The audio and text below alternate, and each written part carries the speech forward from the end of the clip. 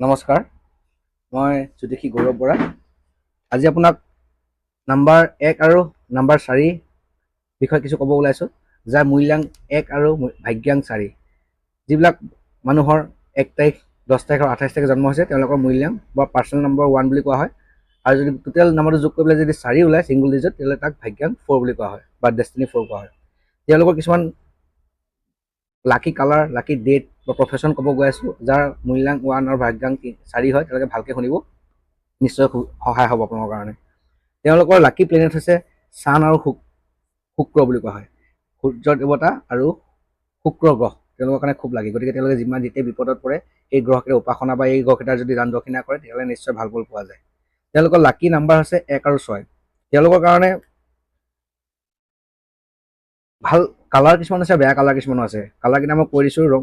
Light yellow' আৰু light blue কাপোৰ বা ৰঙৰ কাপোৰ তেওঁলোকৰ কাৰণে খুব লাগি। গতিকে যেতিয়া আপোনালোকে য'তে ওলাই যায় বা যিকোনো কামত আগবাঢ়ি যায় তেওঁলোকে এই কালাৰ কাপোৰকেইটা পৰিধান কৰিলে খুব লাকি বুলি কোৱা হয়। গতিকে আপোনালোকে যিমান পাৰে কাপোৰকেইটা পৰিধান কৰিব।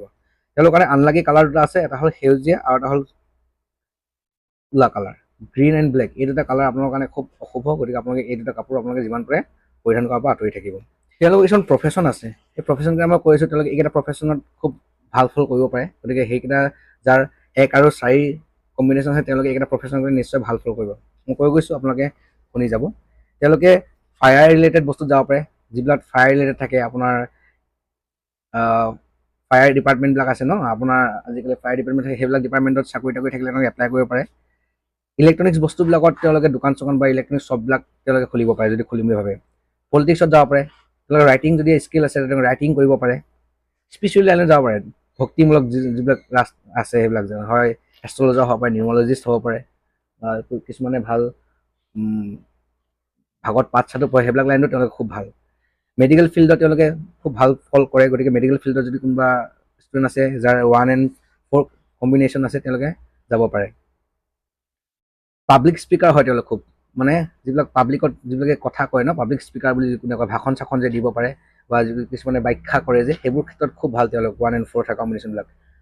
আৰ্ট ৰিলেটেড বস্তুবিলাকত খুব ভাল, তেওঁ আৰ্টিষ্ট টাইপৰ হয়, অকণমান আৰ্ট কৰি ভাল পাব পাৰে, ডেন্স কৰি ভাল পাব পাৰে, মিউজিক বজাই ভাল পায়। যিকোনো এটা ক্ষেত্ৰত তেনেকুৱা এটা আৰ্টিষ্টিক তেওঁলোকৰ নেচাৰ থাকিব পাৰে। ইম্পৰ্ট এক্সপৰ্ট বিজনেছ কৰিব পাৰে। মেচিন মেনুফেকচাৰিং বিজনেছ কৰিব পাৰে, য'ত মেচিনবিলাক বনায় বা যিবিলাকত অট'মোবাইল যিবিলাক ইঞ্জিনিয়াৰিং, মানে মই ক'ব বিচাৰিছোঁ, য'ত মেকানিকেল যিবিলাক কাম কিছুমান থাকে সেইবোৰ কামবিলাকত তেওঁলোকে খুব ভাল ফল কৰে। আৰু ইঞ্জিনিয়াৰিং লাইনটো তেওঁলোকৰ কাৰণে খুব বেষ্ট। গতিকে যিবিলাক 1 আৰু 4 কম্বিনেশ্যন আছে তেওঁলোকে ইঞ্জিনিয়াৰিং প্ৰফেশ্যনটো তেওঁলোকৰ কাৰণে খুব ভাল। ধন্যবাদ।